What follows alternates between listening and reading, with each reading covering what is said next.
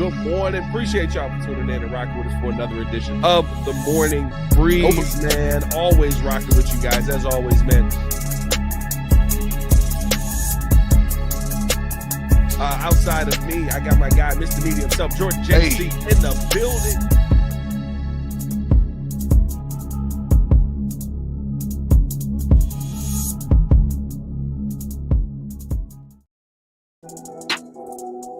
That's right. We're back at it again.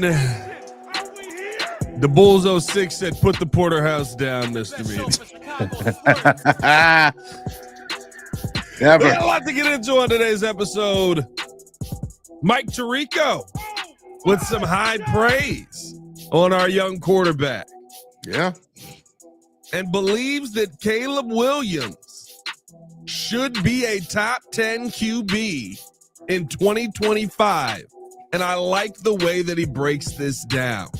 We'll talk about that. And then could there be a trade on the horizon? We've had too much running back talk on this show. It keeps on coming. Yes, sir. It really does. I'm confused. It's almost like they're doing it to spite me at this point. Yeah, give another one of that. Every single day, it's just like, hey, here's another running back for you. Kenneth Walker, the name now, as Seattle Seahawks seemingly having him on the trade block. Could he be somebody the Chicago Bears could be interested in going after? We'll break all that down on today's episode of the Morning Breeze. Ladies and gentlemen, the date is 5/6/2025. It's 7:04 in the morning. And Jordan JC, I got to tell you. Oh. This pot of coffee sucks today. Did you add sugar? What are you going straight black? What are you doing? Nah. Just I don't know. Coffee pot didn't do right today. I think I might need a new coffee pot. You know, there's a certain thing called cleaning it out first. Did you clean the don't you dare give me that look like you didn't know to do that. Y'all cleaning your coffee pots out here? Shut up. I know you cleaned your coffee pot out. I thought you just used it until it died and then just bought another one because all that white gunk built just up in it. grated beans at the bottom there. Yeah, oh boy. No, man. I don't know what's going on today. It's got a little coffee's got a bite to it like a tequila shot. Oh, hey, there you go. Hey, now.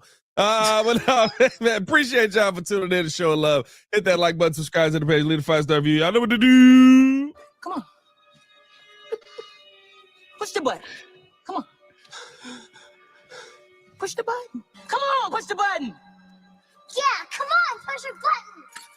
You heard what she said. Y'all heard what Sue Young said. Hit that like button, subscribe to the page, man. Leave a 5-star review. Y'all know what to do. Of course, Jordan JC's first voice acting career start there in that clip there. Just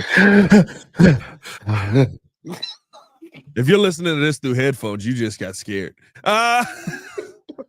What's going on, Jordan JC? How you feeling, my guy? All good.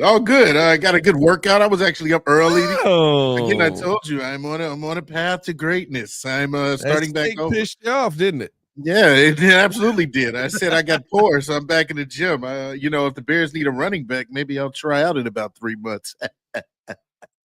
Go ahead. I got 11 cents for you. I can run a 4.6. Call me Jordan Manungai. A 4.6. That's right. Well, as long as I can gain 4 yards. Jordan, I don't even believe you're sub 5. How dare you? I can run faster than Rich Eisen. Jesus. 4.6? I don't know if you can, Jordan. Hey, I was pretty fast back in my day. You watch yourself, all right? Bro, Rich Eisen trains for this event every single year in a suit. I don't care. He's still slow. Like come on now.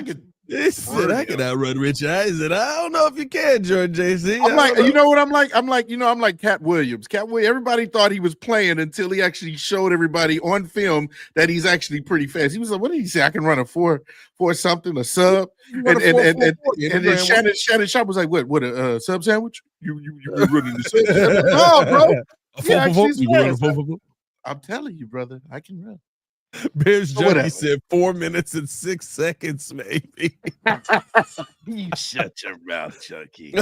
He walks it. He just walks it. 46 in 4 years. You know what? Forget all y'all. You all don't believe in me. It's all good.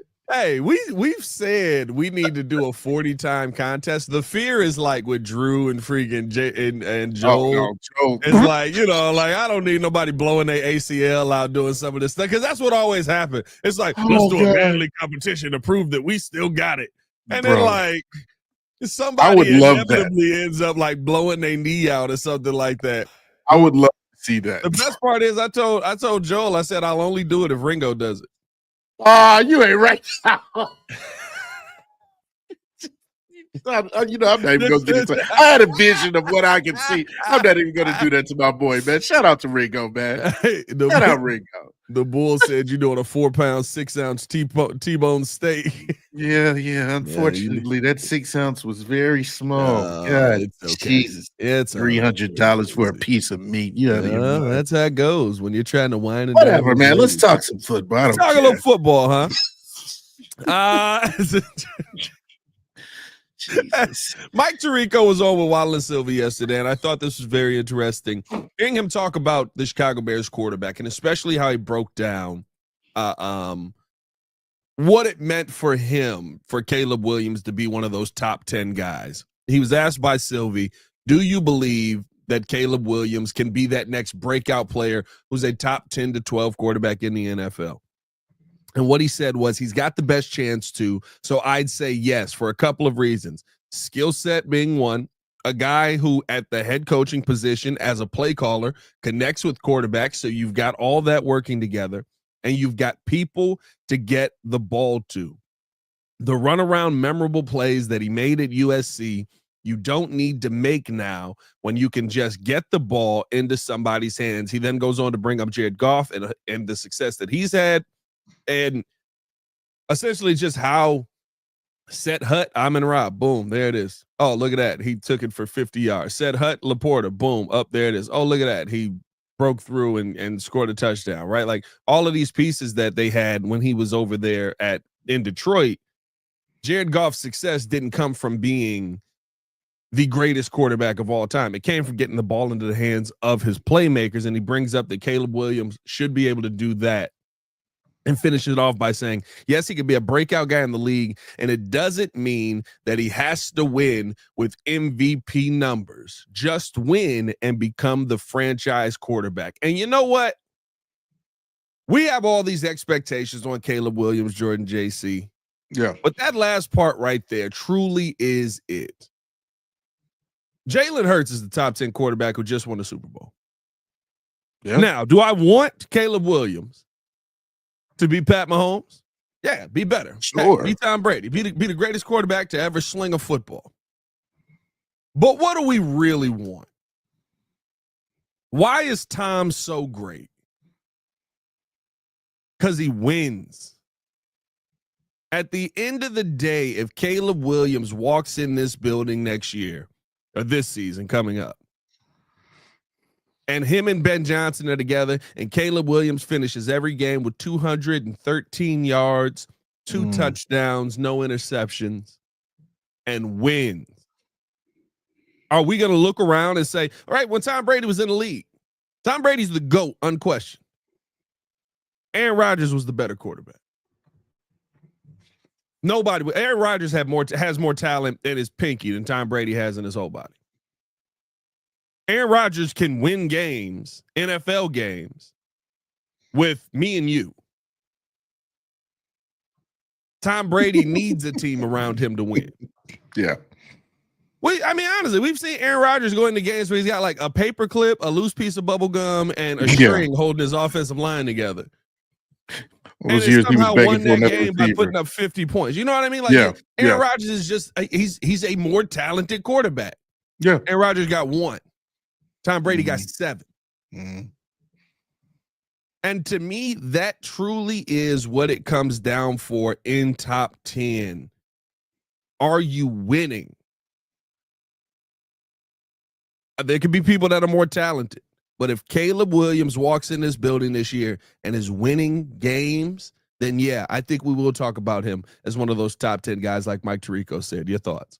I love this whole vision that Mike Tirico has for Caleb and the team. But yes, as being a potential top 10 quarterback, I totally agree. But yes, what is the saying? Winning cures all. Winning cures all. What is Pterodactyl Pops talking about? What did he say? He would look like. See, this is why I can't get through a whole take because my bad. no, it me. ain't your fault. I'm laughing. You know me. I love looking at the chat. Like Vince McMahon blowing both quads. I just realized that. Oh, that's great. Oh God! I just realized that. Oh God! Whatever. Anyway, I would say that Mike Tirico is on point with the fact that yes, winning cures all. It doesn't matter how flashy you look, doesn't matter the numbers you put up, because the feeling of accomplishment at the end of the day is the most important thing. If I'm on a team and we're successful and I only get one catch, but we win and we continue to win and we continue to win, I don't care. It only matters when you're saying, okay, well, now we're in a rough patch or we're losing. What can you do to kind of stand out and put the team on your back? We do want Caleb to be that quarterback where you win because of him, not just in spite of him. You want Caleb to be the superstar, right, at a certain point. But this year specifically, as you mentioned, he's got the skill set. That's an important thing. He's got the head coach who has the track record of really putting together a top 3 offense the last 3 years in Detroit that revived them. You have the players around. You had the players last year, but even more so, you have the players now. You have the protection now. You have the all pros. You have a stacked team pretty much at every single position for the most part. And so that's why, you have Mike Tirico saying, hey, it's going to be exciting. He's looking forward to seeing what this looks like. You don't have to go out there and put up MVP numbers he mentioned. You don't have to go out there and be spectacular right away. It's about you becoming the franchise quarterback, solidifying yourself as the franchise quarterback in year 2 and making sure that you're reliable. There were so many games last year where we said, hey, Caleb has put this team in a position to win. And then we lost, whether because of bad clock management, no timeouts, bad coaching, but it wasn't because of Caleb in certain – there were some times there where it was, but you saw about 3 or 4 games where Caleb brought the team down the field and put them in a position to either kick a game-winning field goal, make a game-winning play, and it didn't happen. And so going forward, that's what we want to see. Can you learn from those experiences? Can you build off that? You mentioned 9 wins. I say 10 plus. Those are the things that we want to see. We want to see more wins, obviously, but a winning culture, a consistency with this team is exactly what I want to see. And I think, yes, he could be a top 10 quarterback at the end of 2025. And listen, I think when you take into the winning, to me, means a lot, especially this season, right? You look at last season, and Tirico even brought this up, right? Last season, we played the AFC South. We destroyed it. Everybody destroyed the AFC South. I think the NFC North's numbers versus the AFC South's last season literally propelled this division to the godlike division that they looked like last season. I think everybody comes back down to earth a little bit. Not to say that everybody's going to be at 6 wins, but I think everybody comes back down to earth to that 12-win range, where last season, 10 to 12 win range, where last season it was just oh, the NFC North is unstoppable. But really, it's but we got to kick the crap out of these guys. Now you got the AFC North. The AFC North ain't nothing to turn your nose up at. Them boys got talent over there. And so to me, winning games, going up against opponents like, listen, a dangerous, say what you want, Caleb Williams is the one that got to face him, a dangerous defensive line in the Cleveland Browns. The Pittsburgh Steelers. You're doing it against the Baltimore Ravens. You're doing it against the Philadelphia Eagles this year. You're doing it against the Bengals this year. You're doing it against, again, we play in Washington. We play Washington so much.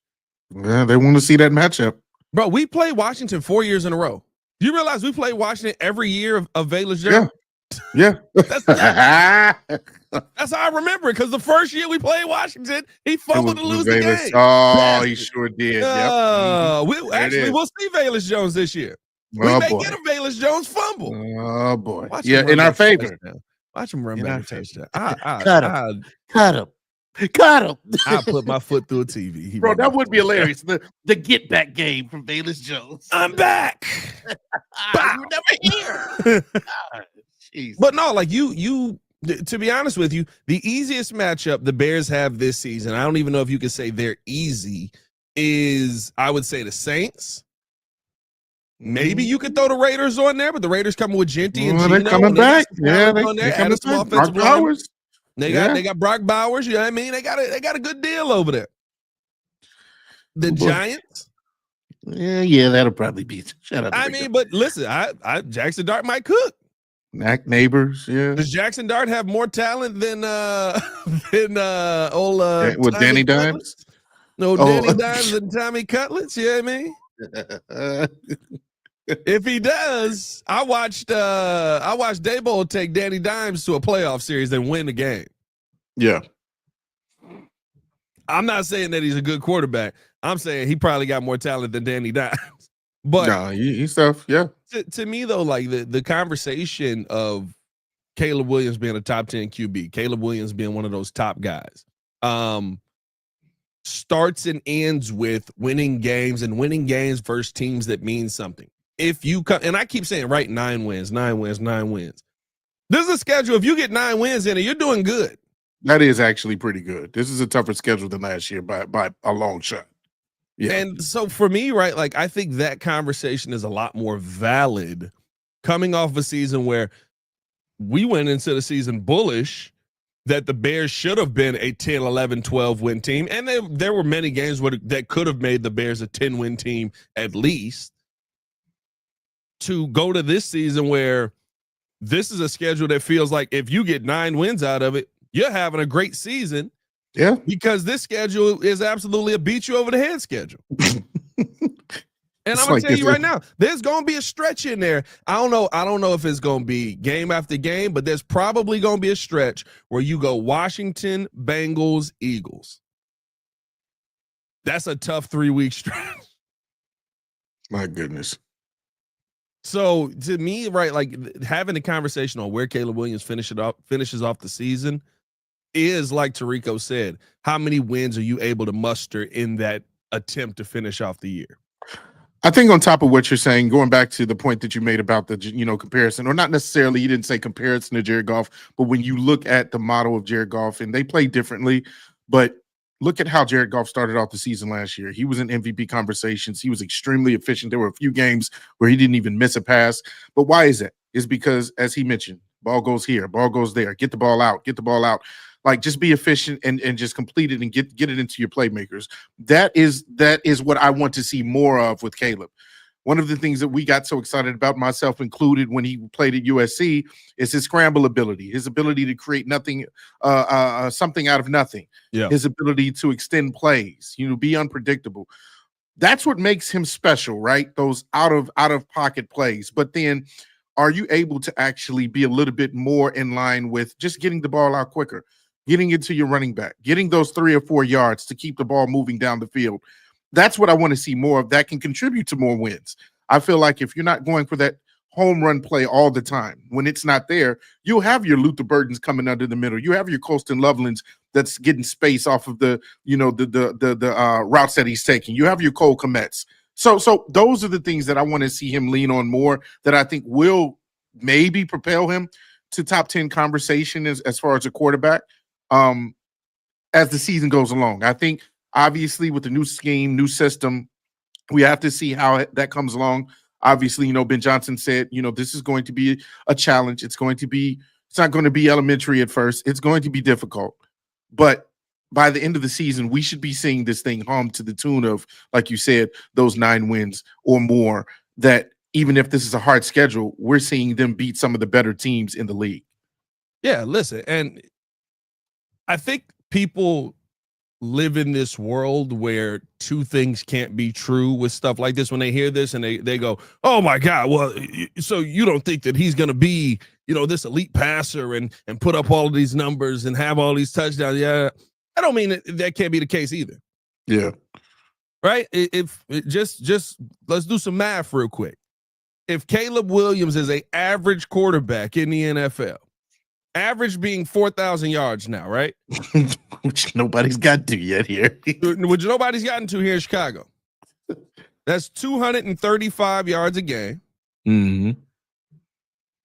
That is 2 touchdowns a game. And, maybe 1 interception every 2 games or 3 games. That means Caleb Williams had a 4,000-yard, 34 touchdown, 10 interception season. I would take that every day. That's average. Every year. If he can go out there and throw 2 touchdowns a game, or score 2 touchdowns a game, he ain't got to throw them either. Score 2 touchdowns a game. Run one in, yeah. Mm-hmm. Which Justin Fields was able to do. Right? If that's your baseline for bad to good, if for people who are on the other side of it, right? Like, if you were able to score 2 touchdowns a game and get 235 yards, we would look at him and be like, that is an average quarterback. Mm-hmm. That is a 4,000-yard, 34 touchdown season. With about 10 interceptions in there. If you can do that and win games, you're a top 10 QB. Yeah, you're the franchise. If you can do that and win games, you are exactly what Mike Tirico said, like you just said, the franchise quarterback that the Chicago Bears have been waiting for. And he doesn't have to do it by being the god that he had to be last season in these crunch time moments. And I think that's the part where this is completely different. The weaponry is there at every turn. We talked about it yesterday, dog. Like, if you give anybody else these weapons, we're sitting there. You give one of these great quarterbacks in the league these weapons, we're talking about them being Super Bowl contenders. Caleb, be average with the weapons. Drop back. Get the ball in the hands of DJ Moore and let him do what DJ Moore does. That still falls on Caleb, though. The one thing that Jared Goff got that I don't know if Caleb Williams is going to get, and it's going to take time to see, because he is a home run hunter. He is a big pass hunter. He is, I want to hit the deep ball down the field. Yeah. We saw it because Cole Kmet was wide open quite a bit last season. And he didn't want to throw it to Cole Kmet. He didn't want to give whether that it was to the him. scheme or whether that was Caleb Williams doing that on his own, whatever it was. There was a wide open receiver Waldron. a lot last year, and we didn't throw it to him. Yeah, thanks a lot, Waldron. If Caleb Williams is going to be great, you never go broke taking deposits. Facts. You never go broke taking deposits. That's if he gets in that mindset this year where, yeah, those big plays are going to be there, but you know what? I got Colston leveling underneath. I know what he can do on a route. Boom, let me hit him real quick. Then all of a sudden they turn into big plays. Nobody looks at that play at the end of the game and goes, well, he had a 100. Well, Stephen A. Smith did do that with Tua Tagovailoa. But he had a 5-yard pass that went for 95, so he didn't get those yards. Nobody does that. We go, Caleb Williams threw for 250 yards and 2 touchdowns, right? Like, so I think even the weaponry just being in the building, if Caleb gets in the mindset of, let me just get the ball in the hands of my playmakers, I think that's a completely different conversation. Yeah, and I think you said it best. Winning matters, but also the way you win, it shouldn't be that big of a deal. I mean, as Bears fans, we want to win, right? We want to win with blowing the team out. I'm sure Ben Johnson wants to Ben Johnson wants to. He said it. Wants to put up 100 points. He wants to average 50. Like, that's the goal. But if we were to say, okay, well, we won 14 to 6. Yeah, I'm gonna obliterate. I'm gonna obliterate teams. Like, that's fine. Yes, look to terminate teams. Look to make them not want to play football anymore. Yeah. But a win at the end of the day is 21-19, 20-19, 24-23. Like that's all I care about. If it doesn't look sexy, fine. We'll wait until it looks sexy. We'll wait until it looks like a porterhouse steak. We'll wait until it looks like a tomahawk. Just make sure it's not as expensive as it was for me. Oh, it better be. I'm sorry. I still got it better be. He had a flashback. He can't stop himself. All right, anyway. I like the comment from Say Shy said. He said, I don't think expectations should be lowered at all. If it's doing the simple great with the weapons, do that, but be great. And listen, I don't think this is lowering expectation. The comment is that he's a top 10 quarterback. Right? Like the comments are that Caleb Williams this season can be a top 10 quarterback. Yeah. The commentary and discourse that we're having is, what is it going to take for him to be in that top 10? And at the end of the day, it truly is wins. Listen, Justin Herbert's a great quarterback that everybody can look at and go, this guy has immense talent. Mm. We're getting to the point where people are starting to look at him and go, hey, why he don't win playoff games? Hey, why he always throw a very, very bad interception that puts his team in a hole? Hey, why is he this dude all season long, and then when the pressure turns up, he can't do this? Could you say Justin Herbert's a top 10 quarterback? You can. But he's at the back end of it because we all know what's going to happen. Yeah. When the playoff wins matter. When the lights are brightest. Yeah. When the lights are brightest. Yeah. Yeah. He's the Velus Jones of quarterbacks right now. Wow. That's disrespectful. That was nuts. That was nuts. I went too far. Velus didn't even accomplish anything. That was nuts. Yeah, he had an epic rookie season. Your hate for Justin in the playoffs, he's the Velus Jones of quarterback. Okay, all right, that's a little bit more like specific. Yeah, overall, dang, I even got to defend. That was disrespectul. That was disrespectful. My goodness, Herbert. I'm not a fan of Justin Herbert, but that was wild. That was. Oh Lord. Here's my last question on this though. With Caleb, everybody's talking about, we're being bent out of shape. Oh, he's in the top 10. What was he in our opinion last year? Like as far as ranking of quarterbacks, I'd say he was in the 20s. No. And so you're looking for that league. Yeah, what do you think? Like, yeah, he was mid-teens? in the 20s. No, he was 20? in the 20s. Okay. At the bottom of it. So no, he was. Yeah, no, he was bad. 32 quarterbacks, starting quarterbacks, 21. Really? Yeah, Okay. Caleb started off the season struggling as a rookie quarterback should. He started off the season struggling. Sure. He had a uptick when we went to London and started playing the Jaguars Panthers and the Jaguars and all of them. Yep. And then the team fell apart around him. After Washington, yeah. Mm-hmm. So it's not even that like Caleb Williams was this horrible quarterback last season. It's just like everything fell apart around him that should have been together. People start getting fired. I mean, like, it's okay to say, hey, you were at the bottom of this. Wow. These were the reasons why this happened, but you were at the bottom. Like it was. Yeah. You got to chill, D. Griffin. that was a misspell. Gots to chill on that. Herbert is one of those players. Herbert is a son. He's being silly. That's okay. Yeah. Went back when I said I had a vacation practice. Yeah. Scary when it gets dark. Oh boy. But no, I honestly think when the dark scared him. Oh, whoa, wait, can you say that? Can you? Oh. But I think that Jesus. I think that again, it's all contributing to winning. It's just contributing to winning. That's the biggest thing here that we want to see. Winning cures all. Winning also puts you in the conversation. As you mentioned, when you talked about Jalen Hurts, he wins. I'm gonna say he wins because of his team. I'm not gonna say that he is the main reason they win. He is a very good quarterback manager of the game. Okay. He is like an elite manager quarterback. He is not one of those guys that you're like, oh man, look at his speed. He breaks down defenses with his mobility, and he has some mobility. I'm not saying he's slow-footed. What I am saying is that the team around him makes him better than vice versa. And so when you look at the potential of Caleb, that's why you think that he can definitely get into the top 10 talk soon. But see, I think it's not a bad take. The only pushback that I would have, which maybe does fit the Caleb Williams narrative that we're saying right now, is when the team needs him to be more, he always is. He is the NFL version of J.J. McCarthy. Whew.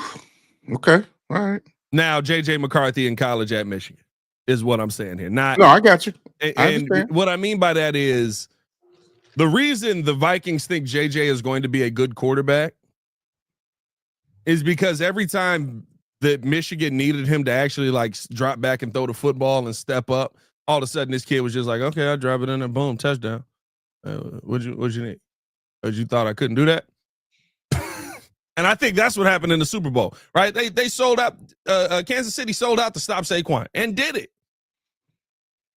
And then Jalen was like, what'd y'all forget? I play football? Touchdown. Dot in the corner, hitting A.J. Brown underneath, right? You got the amazing Whites running back interceptions, which I do think makes a difference in all of that. But, like, yeah, we talk about Jalen Hurts. Like this is the run that he had, and it's not on a short amount of passes. 64% on 25 passes, 80% on 20, 75% on 24 passes, 70% on 20 passes, 64% on 28 passes, 68% on 22 passes. Now it started to kind of taper off. 78% on 32 passes versus Pittsburgh. Hey, we need you to throw this football a little bit more. Okay. Like when you need him to step up, I think he does. And I think that could be kind of the Caleb Williams conversation where I don't need you to sit there and throw it 50 times. What I need you to sit there and do is throw it 25 times and be efficient in those 25 times passing the football. Like that's to me, and that's a great spot to be in. That's the sweet spot you want to have. You know what I mean? Like that to me is the conversation that makes the most sense for the Bears coming into this season, is kind of that Philly model of, and I think it's the same as the Detroit model. I think the playmakers are just different, right? The playmaker in Philly is Saquon Barkley, right? Like it's turn around and there you go. Oh, wow. He killed that guy. All right, let's do it again. That's what I love about Philly A.J. Brown. Yeah. Philly football is boring, but it wins. It's boring. It's old school football.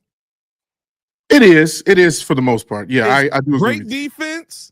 Turn around and hand this football off to Saquon Barkley and let him be amazing. Yeah. Now, when Jalen does kind of have a good game, when he gives it to AJ and Devontae Smith, then it kind of is a little bit more exciting. But they do lean on that old school, just ground and pound type of game and defense. So, it wins. It wins. They lean on wins. That's all that matters at the end of the day. That's what they leaning on. They leaning on wins. They not leaning on we want to look pretty. Yeah. We leaning on wins. Listen, if you got the talent to be the Showtime Lakers, go out there and be the Showtime Lakers. I love to see the Bears do that. I love to see it look pretty. You know what's fun, though? Winning games. Yeah. No, I totally agree with that. Hey, man, appreciate y'all tuning in. Show and love. Hit that like button, subscribe to the page, leave a 5-star review. Y'all know what to do. We got to talk about this Kenneth Walker situation, which could be very interesting here. As the Chicago Bears may be taking an eyeball here, and we got an extra 4th round pick always, so you know Ryan Poles looking to trade it,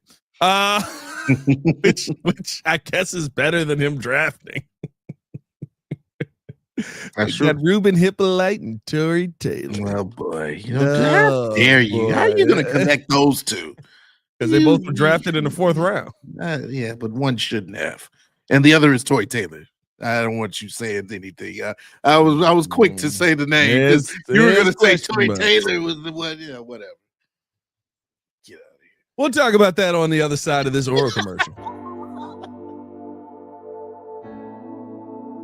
Appreciate you guys for tuning in and watching the show. Today's episode of the podcast is brought to you by Aura. Have you ever done a Google search on your own name? You'd be surprised what pops up. Your full name, email address, home address, health records, your relatives. It's all out there. And that's why I've been using Aura, the sponsor of today's video. Aura shows me which data brokers are selling my information and automatically submits opt-out requests just for me. Cleaning up my information not only helps reduce the amount of spam I get, but it protects me from hackers who could use that information to help them access my social media, bank accounts, and other sensitive information. It's really simple to set up. I don't have to download several apps or go to things like antivirus, VPN, password management, parental controls, identity theft, but you can get all of that in one place with Aura. I get everything at one affordable price as well. You may already have one or two of these tools,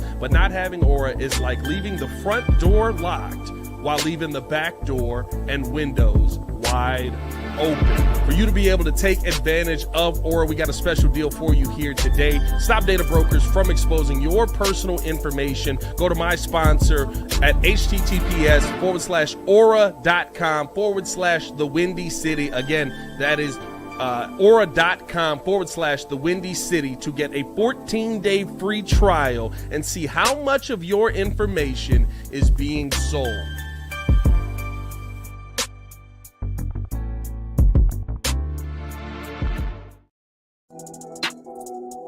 Welcome back.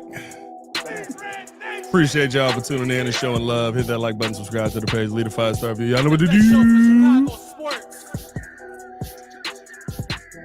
Just talked about what it's going to take for Caleb Williams to become one of those top 10 guys. Thought it was a very good conversation, very good comments by Mike Tirico. Mm-hmm. And now I'm tingling. Coming up, we got to talk about yet another running back. Yay! I'm sick of it. This is how y'all know that, because this is my favorite thing about doing shows like this, is people come in here like I'm the one writing articles. Like I'm the one, like the Bears are going after. Like that's how people try to come at me in the comments, and I'm just like, I'm just giving my thoughts on what somebody else said that you like. Yeah, like, everybody else is saying the same things. So this is the proof, because I wouldn't have talked about running backs for 5 days in a row on this month. Like, but Kenneth Walker is on the trade market right now, apparently, according to Bleacher Report here. Mm-hmm. And one of the teams that fit in with Kenneth Walker and possibly a landing spot for him is our own Chicago Bears. Now, Kenneth Walker coming off of a season last year where he played 11 games, had 153 attempts, 573 yards, 7 touchdowns, and ended up being banged up rest of the season. Mm-hmm. Coming off of an injury season, would you be interested in the possibility of trading for Kenneth Walker? The reason he's on the block is because that running back room really showed out in the time that he was out. And so you can go a different direction, but it's going to cost you draft capital. Of course. You're getting in 5'9", 211 pounds. He was 3.7 yards per carry. Last season, he's been 4.2 yards per carry for the most of his career. I think that he's had some subpar offensive lines in front of him as well, and he's been able to do that. And the top thing is Kenneth Walker right now is 24 years old. Now, you're taking a chance after the injury, but he's 24 years old. Would he be somebody that makes sense for the Chicago Bears to go out and trade for? And what kind of trade would you want to see him deal with? He suffered an ankle injury in week 16 of 2023, and then had another one going into that 2024 season. Yeah, no, first of all, before I go into my take, I just want to say the Bears should just have a sign up at Soldier Field that, taking all hurt running backs.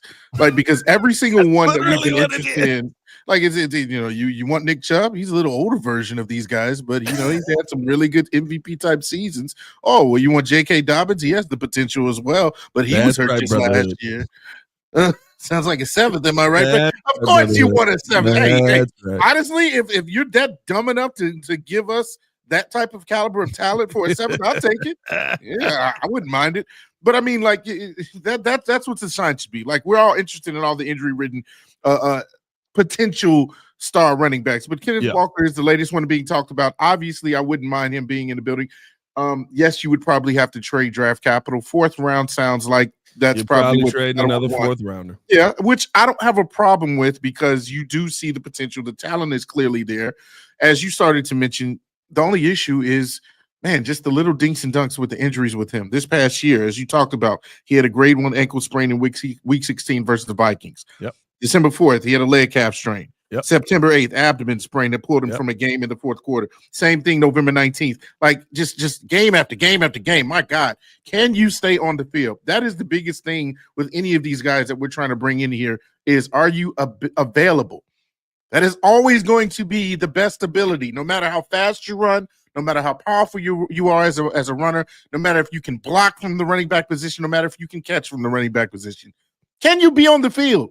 Can you contribute to winning when we come and pay you, which is why Pat always wants to pay people a penny for their services. So, I mean, you look at the talent. Here's the thing.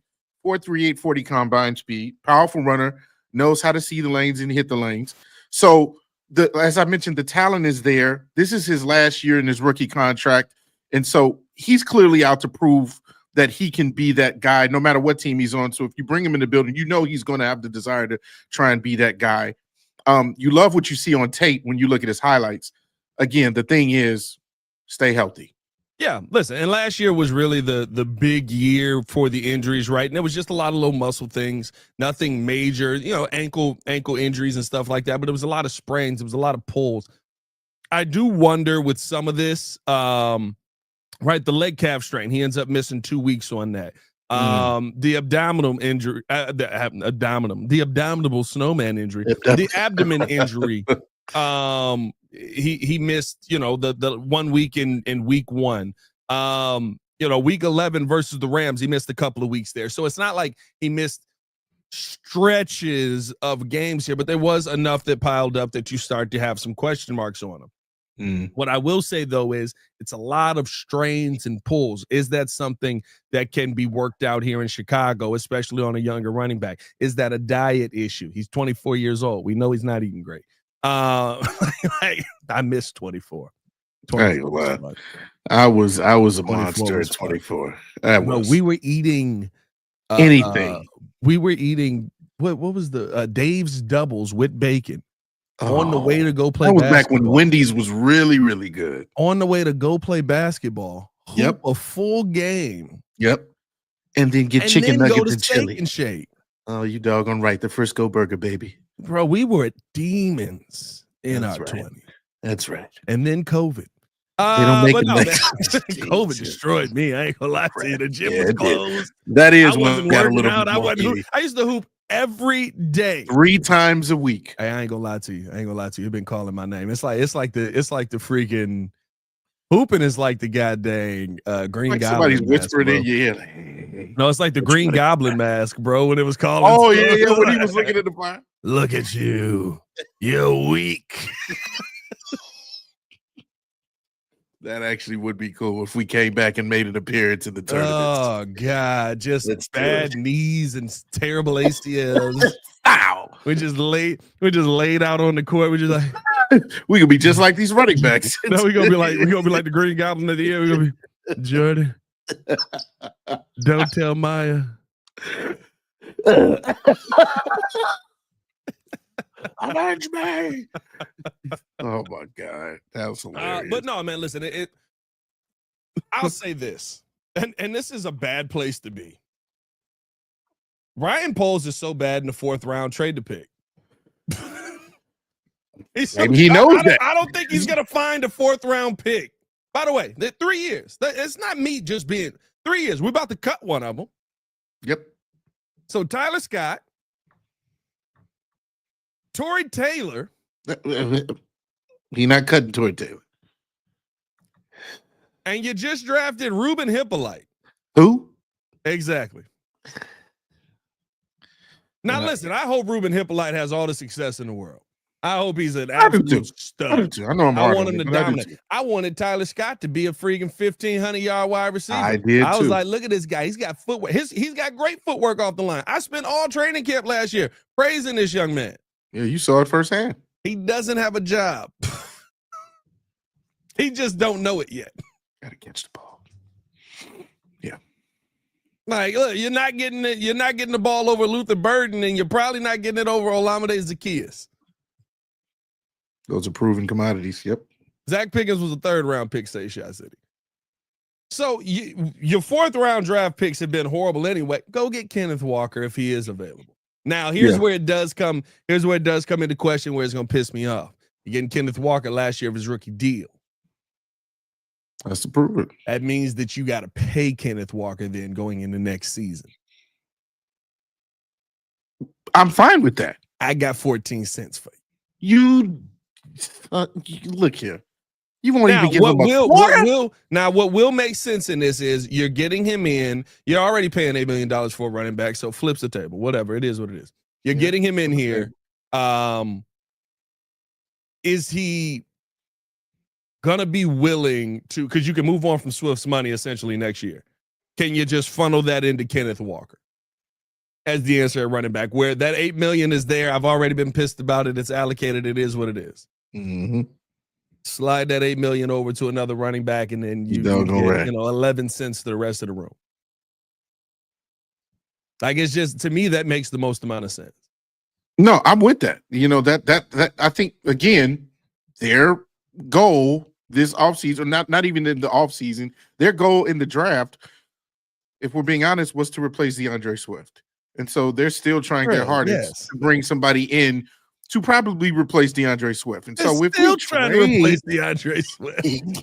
Say we want you out of here so bad. We'll take somebody that broke a leg, over you. Muslim, look at Gregory. Why do you hate running backs so bad? I'm being honest. I don't hate DeAndre Swift. It's an honest conversation. Yeah, no. The Bears are trying to replace this dude at every turn. Is there a dead guy over there that we could put some electricity in his body and get 40 yards out of him? Just say revive. You're our guy. Jeez. Can we weekend at Bernie's some guy behind this offensive line and run him up the gut? Is that gonna work? What if we just take a guy and we have a lineman in the backfield, he spins around like a shot put and just throws them for 40 yards? Does that count? That'll work. Can we glue the ball to the guy's arm? Oh, that's cheating. Catapult him into the end zone. Anything to get this guy out the building is what they're looking for. Man. But I'm fine with them. My thing is again, and here's the potential, because you look at his first couple of seasons. That's why I'm fine with the Kenneth Walker. When he was healthy, he came into the NFL. He had he had 1,000 yards, a little bit over 1,000. I think 1,050, 9 touchdowns. Next year after that, 905, 8 touchdowns. So you can see the potential there. Again, there's nothing wrong with all of these guys we're considering as far as potential, but then there's the potential risk of them being hurt again, and so. I think I saw somebody, I don't know if it was King Booker World, I believe, that said, hey, why don't we get all 3 of these running backs, put them together, and there'll be one healthy running back. You get Chubb, you get Dobbins, and you get Kenneth Walker. Combine the forces and the powers that be into one running back. We'll get Nick, what is it? Nick Dobbins Walker. Yeah, that's our running back. That's our running back one. You got to be careful with just combining names together. That can get dangerous there quickly. Especially when the first part is Dobbins Nick. The third. Nick Dobbins the third. When the first part is Nick, you really got to stick the landing, dog. You got to be careful out here. Jeez, come on, man. Let's do it. I don't know, man. Listen, I think at the end of the day, I already know, right, with the running back conversation. By the way, 271. Hold on. We do got to do this real quick before we get up out here. We are over 100 in the chat. Hey. Over 200 in the chat. All right. Over 300 in the chat. All right. Over 400 in the chat. All right. 400. Good morning. 271 on the YouTube side, 56 likes on the video. Let's get it up over 100 likes, man. 151 on the Twitter side, on the X side, and hit that retweet button. Hit that re-X. Had a couple re-X's. No, I re-X'd them. Wait, you brought them back and then you re-X'd them? Yeah, I had a couple of those. It's not good. Let's try this thing one more time. Spin the block, are we? Okay, all right. Still are exactly what I thought you were. Oh. But I don't. To me, I think this is a. You clearly can see that the Bears are trying to upgrade that position, upgrade that room as a whole. I do think that, they want to see what they can get out of Roschon Johnson. We know that Ryan Poles will give his guys every single chance that is absolutely possible to perform. I think you're going to get a little bit more from Ben Johnson with Roschon this season, a little Johnson and Johnson. And I think that they want to find that new lead guy. Again, I keep saying this. We can pretend like Ben Johnson didn't already want to move on from this dude. Yeah. He did. If it happened once, it can happen again. He did. You know what I mean? But hey, man, we appreciate y'all for tuning in to show and love. Hit that like button, subscribe to the page, leave a 5-star review. Y'all know what to do. Of course, we'll have more content coming you guys' way later on today. So stay tapped in with us. For Mr. Media himself, Jordan JC. Boy, Pat the designer back at it again. I stay safe out there, Chicago. Ton of content coming y'all way. Stay tapped in with us. Bed down. One love. A little funny in the chat. Captain Planet running back. You put your combined forces. King Booker said, with your limbs combined, I am Captain Tailback. With your limbs combined, I am Captain Tailback. Captain Tailback. He's a runner. I forgot about that show. On special teams, he can play the gunner. That was pretty good. I'm a running back. You can be one too. Making $5 million is what we do. Oh no! Come on.